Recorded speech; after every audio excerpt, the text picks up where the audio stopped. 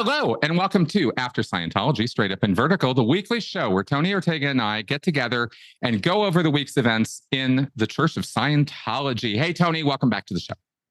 It's good to be back, Chris. Thank you. Thank you. Excellent. We had a lot happen this week. Now, first off, near the beginning, we had a follow-up to last week's story about the Swiss authorities being pressured by Trish Duggan and holding this guy captive, and now there's been motion. What happened this week?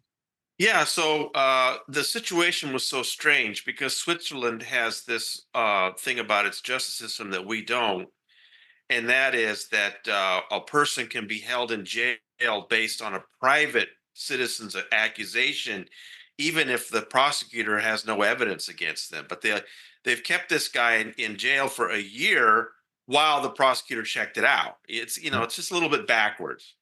A But little bit.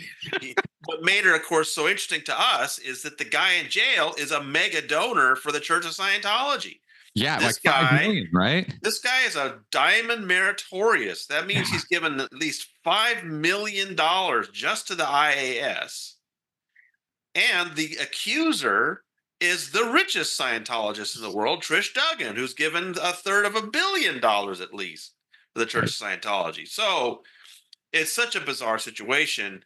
And I said from the beginning, I don't know which side is correct, but I just think it's really strange that the situation is that this Ivan Gaspari, this is in the Italian speaking portion of Switzerland in a city called Lugano, is saying that he wasn't stealing from her. He was the guy, a businessman who basically is in a steel trading company, and that she wanted to invest in his company. She invested millions of dollars into his company.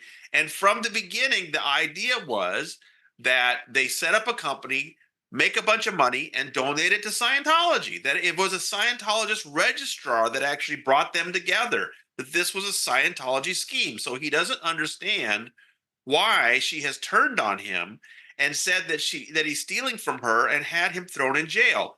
Well, and then the other thing that's so unusual is that he's been calling me from jail. I get these phone calls in the afternoon, and this is Ivan Gaspari, and we talk about it. So the latest turn is that now that public prosecutor in Lugano has decided to charge him formally, and they set up a trial date. I reported that it was 3 months. I was just talking to him today on the phone, and he said he believed it would probably be more like 6 months based on the experience of some other people he's been talking to there at jail. So somewhere in the next few months, he's going to go to trial. And of course, my question for him today on the phone was, do you think Trish Duggan is going to have to testify? Because I can tell you in this country, not only would the prosecutor first have to be convinced there was a crime before putting you in jail, but also your accuser would have to testify. He said he didn't know. He said he didn't know. And but I'm, again, to me, it's just fascinating that this trial is going to go on. That where the defendant is claiming that this was not an act where he's trying to steal from her, but that they had set up this scheme together to send money to Scientology. And I'm just fascinated to know, is the court going to get into that or not? Yeah. So that's the latest, is that he has been charged and he's looking at a trial. He's preparing for it.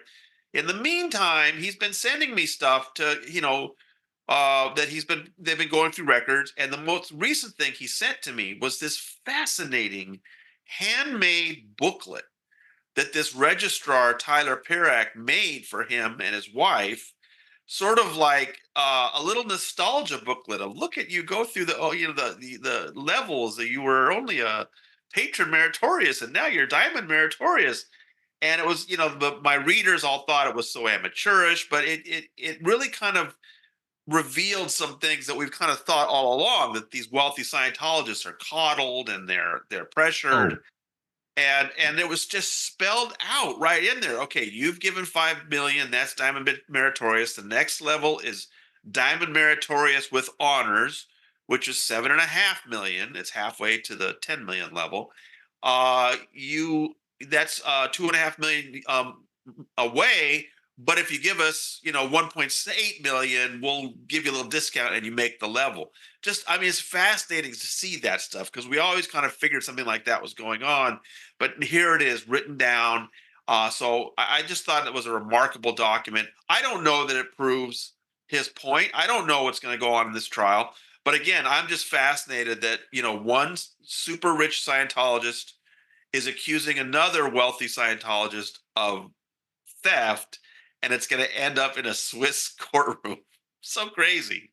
It really is. And it's so wild that he's reaching out to you specifically with this information because he knows it's going to be reported and talked about. And I don't have any real problem or issue with believing that this was set up to funnel money into Scientology. It makes perfect sense and aligns with what you said last week with Trish and Bob's earlier company set up for this. So it's not implausible at all. Every dot connects here. And yet I wanted to ask you this week, this all could be a smokescreen. He actually could be guilty of stealing from her too. Or That's you know what? They could both be true, Chris. It could be a scheme to benefit Scientology, and he went ahead and tried to benefit himself at the same time. I don't know. I don't know what this court is going to find.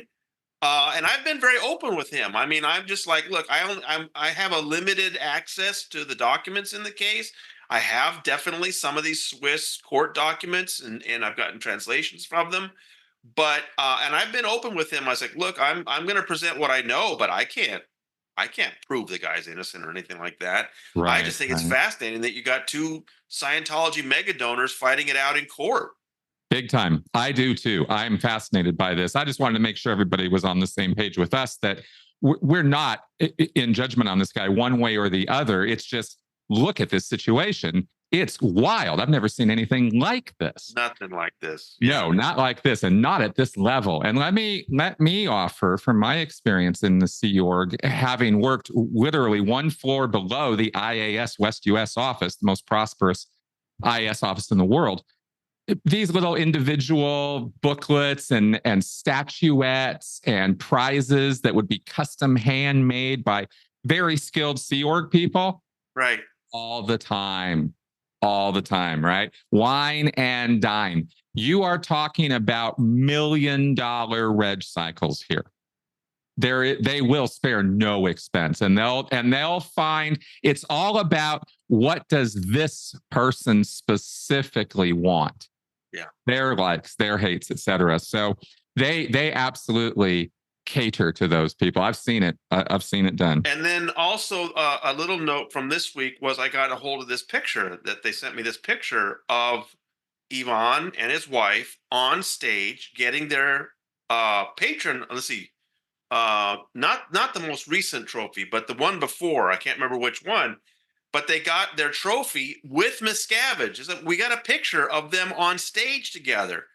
This was really amazing for a couple of reasons. First of all, I was under the impression that only the biggest, highest level people got to be on stage with Miscavige. So this shows that no, they don't necessarily put that in the magazine. But here's somebody who had donated $2.5 million. I don't think they're up to the $5 million level yet. And they got to be on stage with Miscavige. So that's one thing that's interesting.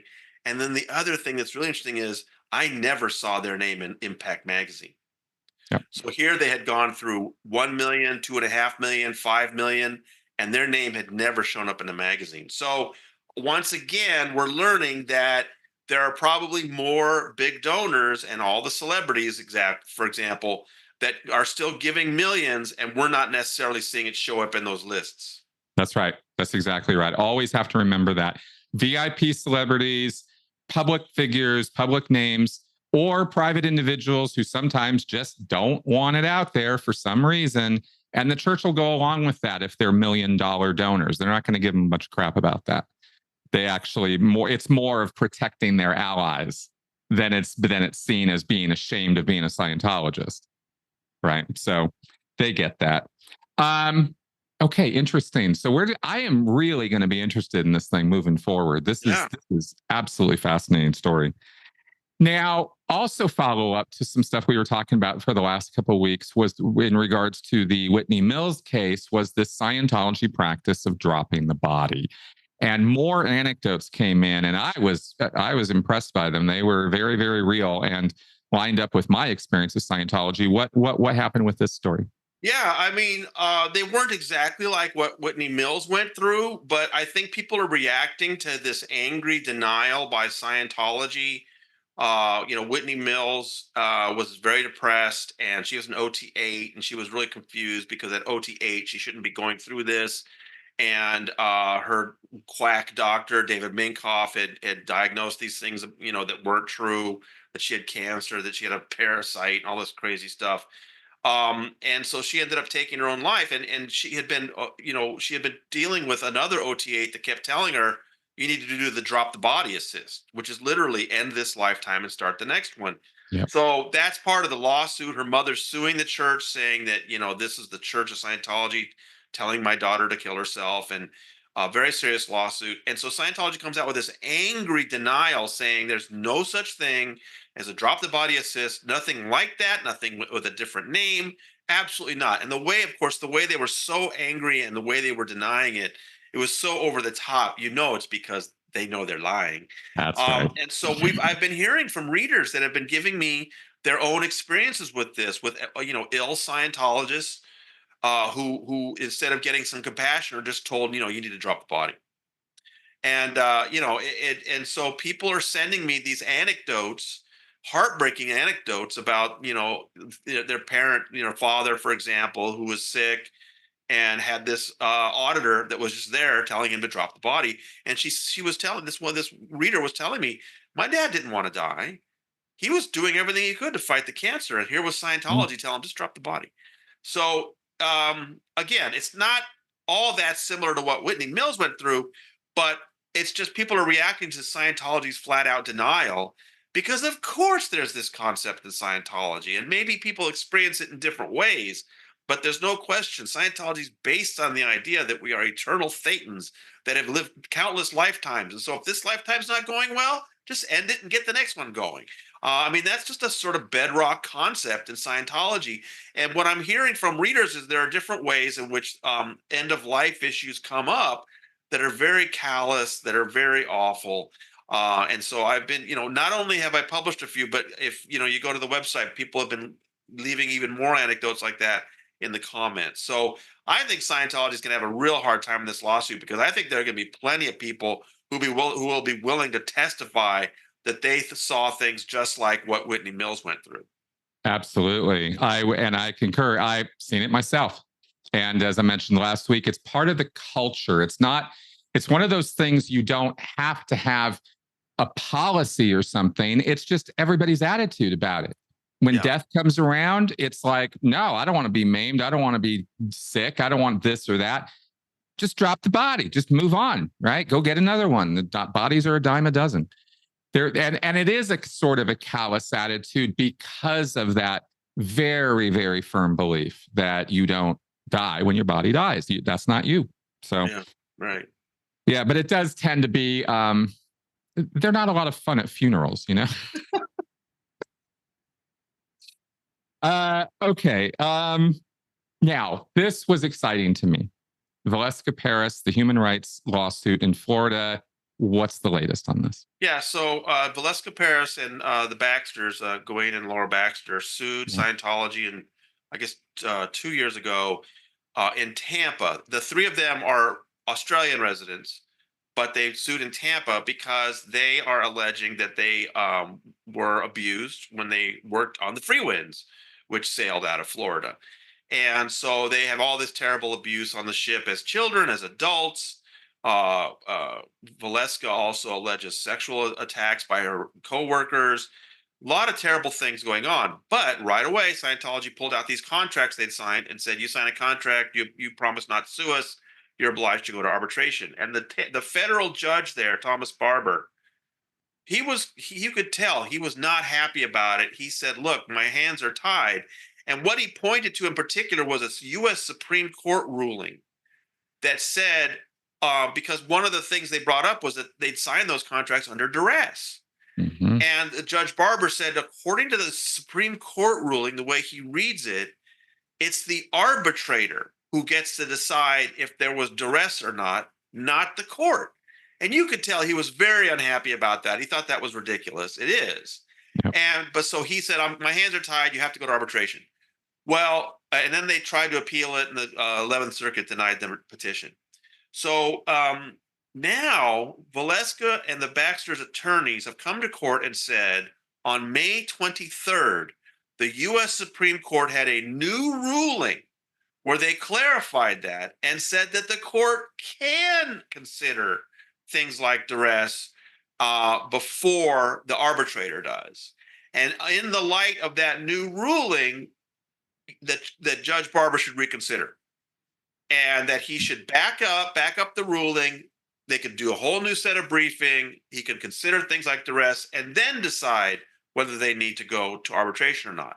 So that's exciting. But even more interesting, I think, is there's a footnote that points out that even if the judge decides that they can't reconsider this, David Miscavige was named a defendant in this case, and David Miscavige never moved to have them sent to arbitration. The case should still be going in regards to David Miscavige. Okay, so maybe they can't sue the Church of Scientology, but they can still sue David Miscavige.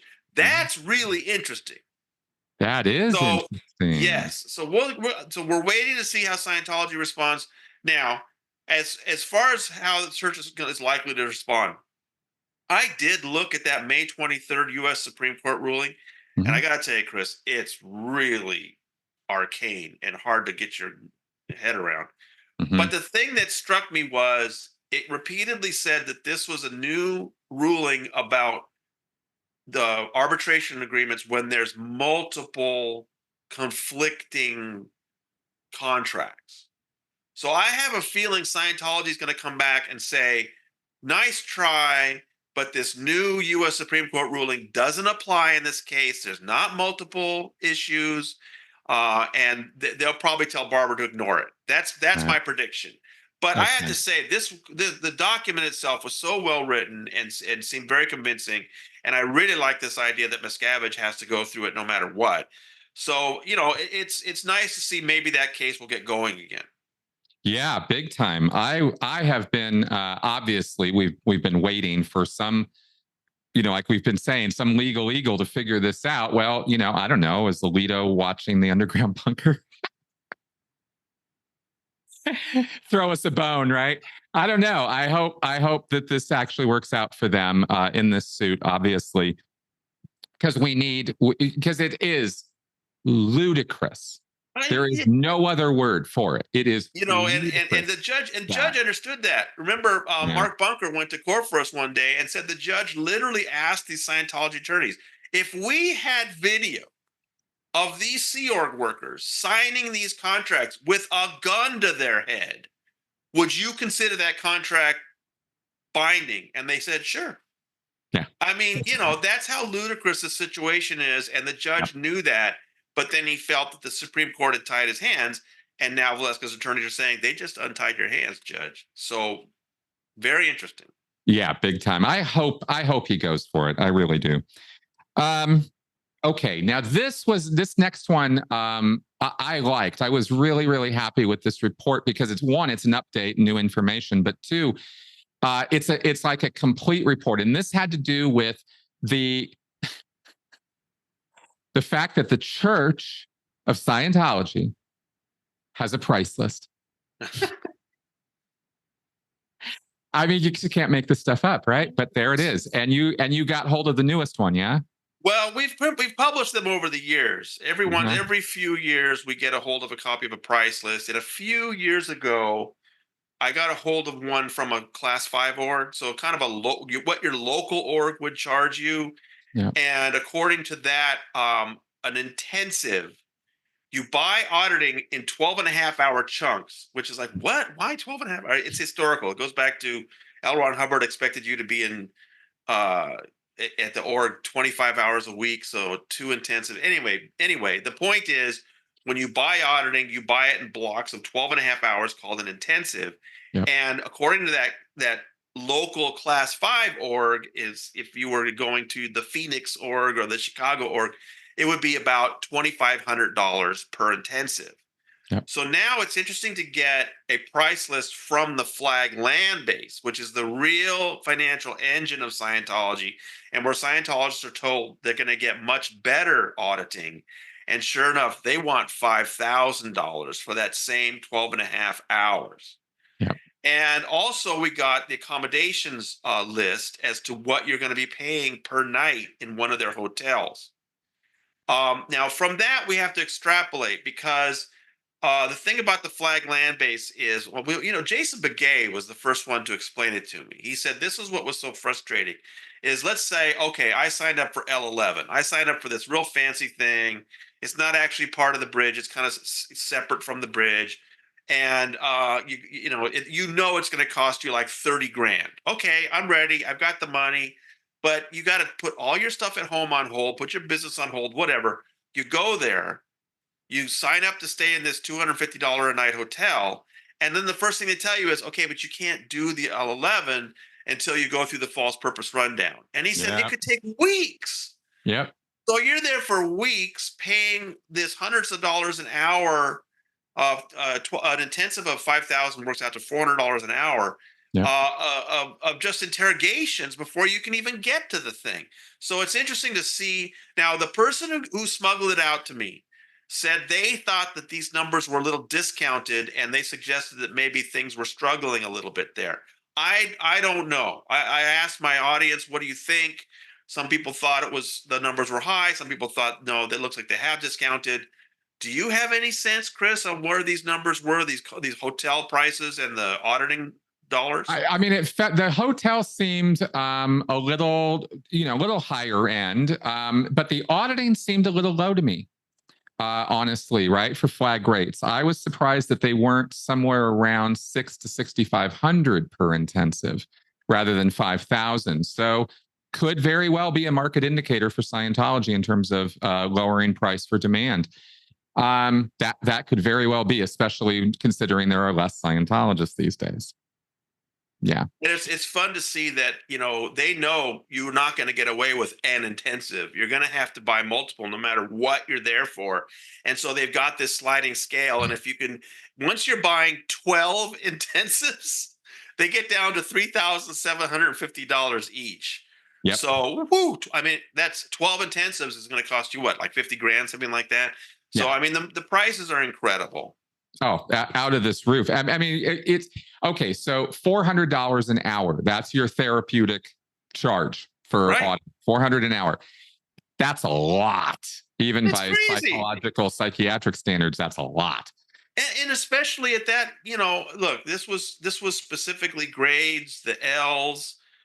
This was not even the OTs, and I'm trying to get that. But I mean, the stuff is just so incredibly high priced for, especially with the OTs. What are you doing? You're chasing invisible beings attached to your body at $400 an hour, and people say it takes weeks and months. The prices are just incredible.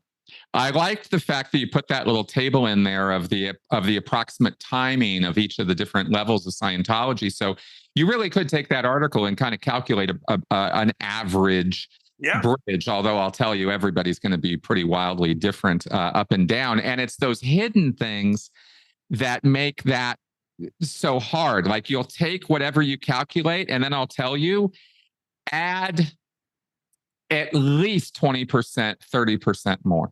Yeah.